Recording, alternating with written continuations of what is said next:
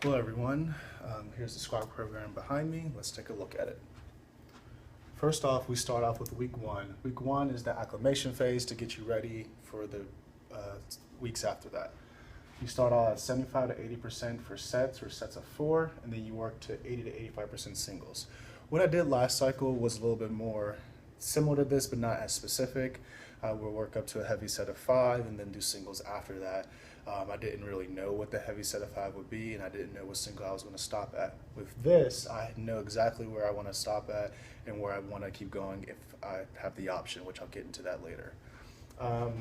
Another thing about the last cycle was it was 10-pound increments as opposed to 5-pound increments. I was talking to my friend the other day, and I was saying the benefit of 5-pound increments is each set is heavier than if you have 10-pound increments. So for instance, let's say I told you to do 6 sets of something, but if you did 10-pound increments, you could go from 315 to 365. But if you think about it, 315, 325, and 335 won't be as heavy. But if you take the same principle of work up to a heavy set of 5 and you started at 340 and then you went to 365, you get heavier sets with 340, 345, 350, 355, and so on and so forth. So you get heavier sets, and for strength training, heavier is better if you get more heavy sets in. So if you have any questions about that, let me know. But bottom line is if you get more heavier sets, you're going to do better and lift more. So for this, you do plus 5s from 75 to 80% of your max. For me, I get about 5 or 6 sets in. It just depends on how much you lift and how good you are. Singles from 80 to 85%. You aren't going to do the same weight twice here. You'll just do 5 pounds more than this and then proceed. I'll show the example workout later after I explain this part of the workout. For week 2, you do the same thing. You go 80 to 85% for sets of 3, and because it's getting slightly heavier, and then it's getting slightly heavier over here as well when you go to 85 to 90%. So still, this is the pre-exhaust phase. When you get to here, you're exhausted from the previous 5 or 6 sets, depending on how heavy your max squat is. And then when you get to 85 to 90%, you're just working on heavy singles with speed. It's not going to be fast, but you're trying to treat it as if it was a 1 rep max. So you want to go as fast as possible as if it was a 1 rep max. You don't want to get to the top and then slow on the way up just because you know you're going to get it. You want to accelerate through the entire upward movement of the squat. Same thing here, sets of 2, slightly heavier than this week, 5% heavier. Each week it's 5% heavier with the sets. Each week it's 5% heavier with the singles. You start at 85% and go to 90%. Again, you do not repeat this weight. You just add 5 pounds over here, and then you go all the way to 95%. And then lastly, week 4, you start at 95% plus 5s all the way until the goal is to tie PR. For this method specifically, the goal is to tie PR. If you feel good enough to surpass the PR, that is great, go for it. But the goal is just to tie the PR. That's the point of this 4-week program. Because if you can tie the PR, for instance, for me, 95% of my max would be roughly 460. So 460, 465, 470, and so on and so forth, all the way to 485.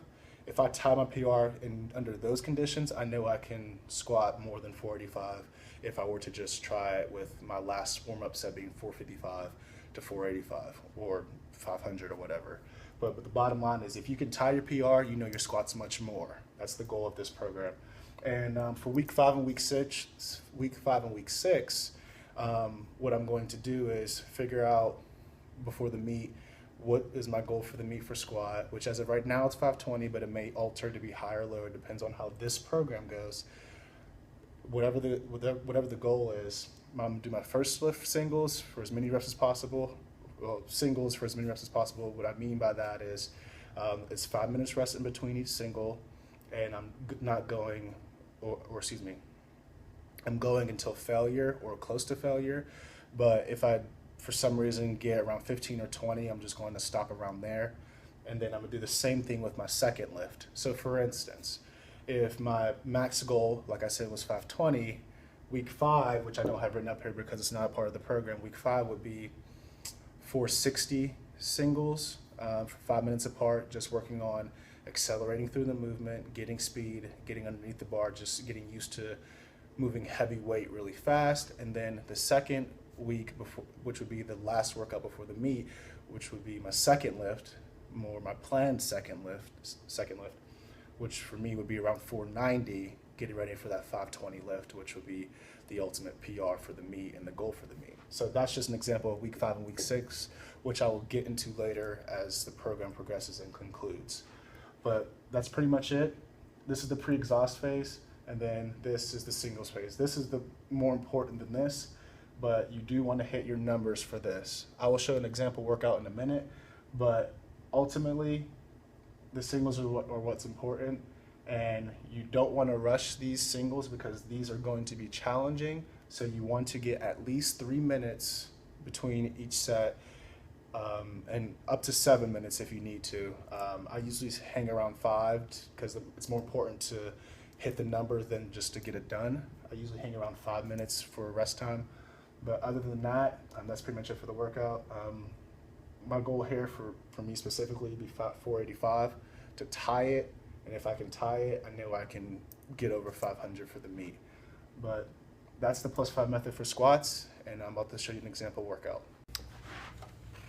Hello everyone, this is week 1 of my squat program, which is an example of what I just explained in the earlier part of the video. If you don't remember week 1's percentages and the guidelines and the ideas, please rewind it so you have a basis to understand what I'm about to explain. Let's take a look. First of all, this is an example of week 1, which I'm actually going to do on December 29th, and I will video pretty much all the sets going forward because I want to make sure that I'm hitting depth for all my sets every single time to get ready for the meet, which is I'm roughly 12 to 14 weeks out in. Here's sets of 4 from 365 to 390, which is 75 to 80% of my 1 rep max. And after that, singles from 395 to 410, which is just 5 pounds over 80%. Like I stated in the previous video, you don't want to repeat 80% exactly at 390 for me. You want to go 5 pounds over it and then do singles. For what I failed to mention in the first part of the video is if you want to do more singles, you have the option of doing up to 5 more singles. And if you do up to 5 more singles, like let's say you do 1 more single, you have to cut out 1 set of accessory work per every set of more singles you do. So if you do 5 sets more singles, which would be for me 415, 420, 425, 430, all the way to 435, I would have to cut out 5 sets of accessory work. The accessory work is, it's important, but is nowhere near as important as the first part of the set. The accessory work helps to build up whatever you're lacking. For me, speed out of the bottom is something I always want to improve upon, and core strength. So that's why I have front squats and paused back squats in my program. I have paused back squats first, and then front squats second. Front squats is probably my favorite exercise because my abs are always very, very sore from it. And it helps my deadlift and core stability for squats as well. So I do 5x3 pause squats at 345 pounds. This number is not a random number.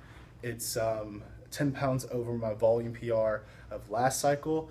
My last cycle's volume PR, which is 5x3 at 335 pounds, beltless pause squats without wrist wraps as well.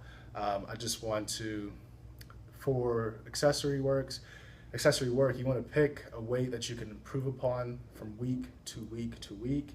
So for me, I know when I did 5x3 at 335, I know I could do 5x3 at 345. This may change based off of how many singles I do, or just based off of how this program feels specifically, but I know that I should be able to hit 5x3 at 345. But if something were to change, I can just alter it to where I'm doing 5x3 at a weight that's going to be challenging on that particular day.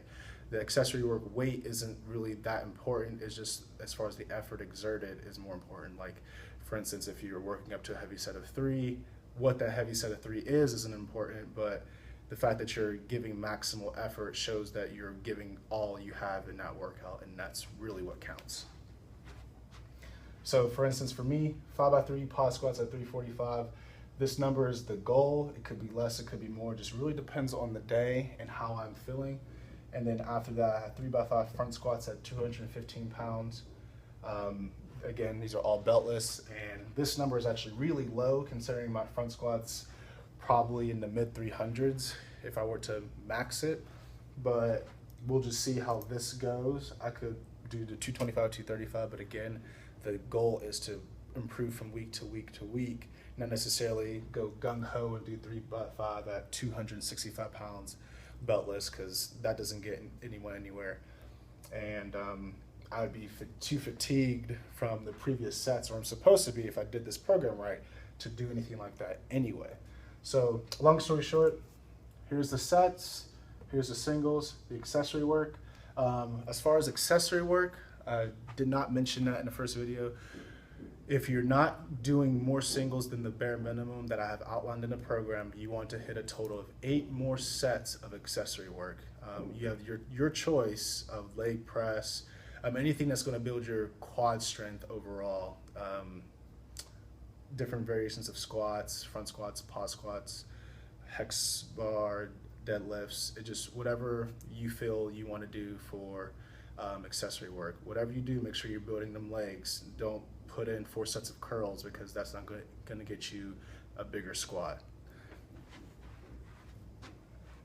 For this workout specifically, I have about, let's see, this is 6 sets here, and then 4 sets here is just 10.